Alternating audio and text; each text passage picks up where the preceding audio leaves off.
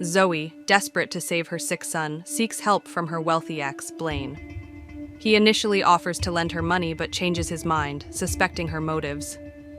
Desperate, Zoey pawns a family heirloom, leaving her with a heavy heart and the fear of Blaine's potential reaction. What if Blaine somehow discovered her desperate act? Would he see it as an opportunity to further torment her, to twist the knife deeper into the wounds of their past? And more importantly, would this desperate gamble be enough to save Max, to ensure his recovery and a future filled with sunshine and laughter? Hey, Mr. Moretti. I have got something I need you to check out. Zoey took a deep breath and handed over the heart of the sea to the pawnshop owner, Mr. Moretti. Could you take a look and tell me what it's worth to you? Well, well. What do we have here? Moretti took a closer look at the treasure in his hand before giving Zoey a side-eye like he was smelling something fishy. Don't give me that suspicious look, Mr. Moretti. It's real. A friend gave it to me, and I can't afford to keep it. Seems like it's the real deal. Sorry about the doubt. I'll buy it. Great. So, what's it worth? Miss, you struck gold. How about $100,000? $100,000? Yep, and I'll even toss in an extra 10 grand. Then I don't want to sell it. I just need 50 grand for a medical emergency. Okay, here's the deal. 50 grand today, you return with $55,000 in a month, and you get your necklace back. Okay. One more thing, Mr. Moretti. Add a clause. If my necklace ain't here in a month, you owe me $100,000. Mr. Moretti raised an eyebrow. Insurance, huh? You drive a hard bargain, miss. Gotta make sure it comes home safe. Deal? Deal. Let's get that paperwork rolling. Great, Mr. Moretti, thank you. Thank you. Mr. Moretti got the papers ready quickly. Zoey hesitated when signing the contract, but she eventually did. Remember, don't sell it to anyone else this month. Got it? Got it. We're good. The moment Zoey exited, she touched her bare neck with a sense of emptiness. Little did she know her troubles were just getting started as Sofia and her friend Connie entered the same pawn shop. Connie, I don't get why you like places like this. Used stuff? It's about the hunt, Sofia. Finding rare treasures. These are antiques, not junk. My favorite customer is here. Oh, hi, Mr. Moretti. Do you have something new for me? Something antique? Moretti showed her some collectible items, but Connie wanted something unique. Sofia sat in the chair, flipping through an ancient book. Actually, I have something. One of a kind just came in. Moretti returned with a delicate box, unveiling the heart of the sea. Is that the heart of the sea? It can't be. Are you out of your mind, Moretti? How can it be here? Who sold it to you? Zoe's the name, but she didn't sell it to me. Got it locked in a contract for a month. Well, then there is no point of... $300,000 for the heart of the sea. What? What did you say? That's... Sofia, are you out of your mind? My mind is in the best shape ever, and your ears too, Mr. Moretti. I will pay $300,000 for this necklace. Do we have a deal? Mr. Moretti was stunned hearing that amount for the heart of the sea, but Sofia was determined. Miss Quincy, this is not ethical for me. How can I...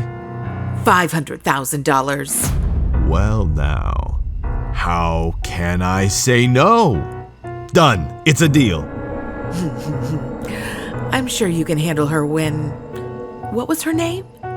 Oh yes, Zoey returns for it. But I need a complimentary favor with this necklace. Name it, Miss Quincy. Anything. When Zoey comes in for her necklace, tell her it was a doctor who snagged it. Keep it low-key, you know? Absolutely, Miss Quincy. Doctor it is. Sophia smiled, steering Connie out of the shop. Later in the night, Zoey, exhausted from her shift, walked down the hospital corridor when she saw Blaine rushing into a room. He bent over a patient named Mr. Wilson, trying to get a response. Nurse!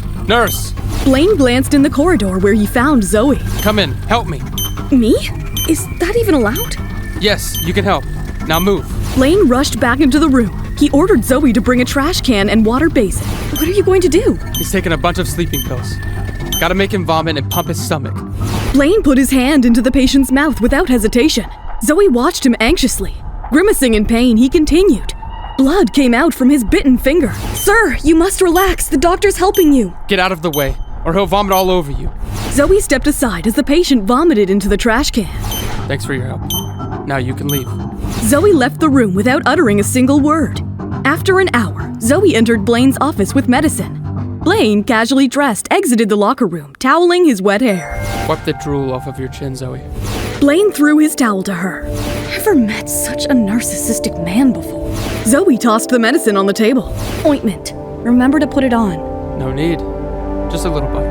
Zoey stepped forward, took his hand, and applied the ointment to it. Today deepened my understanding of you. What do you mean? You, in that treatment room. That's the real Dr. Dexter. Nobler than the one in the coat. Blaine was speechless. Zoey finished applying the ointment, and Blaine handed her an envelope. This... $50,000. It's for you. Zoey was stunned, but she quickly refused Blaine's envelope. There's no need, Blaine. I've got the money covered. Covered? Where did you get the money from? That's personal, Blaine. I appreciate your offer. I should leave now. Zoey grabbed her purse, ready to leave, when Blaine suddenly yelled at her furiously. Where's the necklace? What did you do with the heart of the sea? Zoey was frozen hearing this. Her expression revealed guilt. I asked you something, Zoey. Where the hell did you lose it this time? Zoey took a deep breath, ready to confess. I sold it. Blaine's eyes widened in disbelief and his grip tightened. You what? Just for this? For $50,000? To you, it's a small amount. To me, not that easy. Is money that tight? Or was the necklace only worth $50,000 in your heart? If I say $50,000 was more important, would you forgive me? Forgive you? You're a hypocrite. You said that necklace held memories, but it's all a lie. I'll redeem it within a month. Get out. Believe me, Blaine, you have no idea what I am going through. I said get out. Zoey turned to leave, but Blaine grabbed her arm. Which pawn shop? Moretti's pawn shop. Well done. Blaine loosened his grip, letting her leave. He drove to the pawn shop, anger burning inside of him. He entered the pawn shop, glancing around, and spotted Moretti behind the counter. I'm here to buy a specific item. A necklace. Heart of the sea. Heart of the sea, huh? That's a rare piece, my friend. Are you sure you can afford it? I can afford this filthy shop, you idiot. Where's the necklace? Can you pay more than $500,000? I will give you $1 million. Bring it. Huh? I sold it to someone. Who bought it? She was a fine lady. That's all I can remember about her. Blaine's fist tightened, realizing the heart of the sea slipped away. Losing the necklace felt like losing Zoey all over again. A few days passed, and Zoey met Sofia at a downtown coffee shop to discuss design revisions. Sofia praised Zoey's work, but the moment suddenly turned into a nightmare for her. Sofia, your necklace. Is it? Zoey's heart skipped a beat the moment she saw the heart of the sea around Sofia's neck. As they exited the pawn shop, Sofia glanced back at the heart of the sea, now safely tucked away in her purse. A chilling thought crossed her mind. Zoey. What would Zoey do when she found out? How will Zoey react when she discovers the heart of the sea has been sold? Will she believe Mr. Moretti's story about the doctor? What will Sofia do to ensure Zoey doesn't cause any trouble? Will Connie's conscience get the better of her? And most importantly, will Zoey be able to retrieve the heart of the sea and get her revenge? Hey, I'm Zoey. If you're wondering what happens next, download the Pocket FM app now and listen to the exciting episodes of Rekindled Heartache.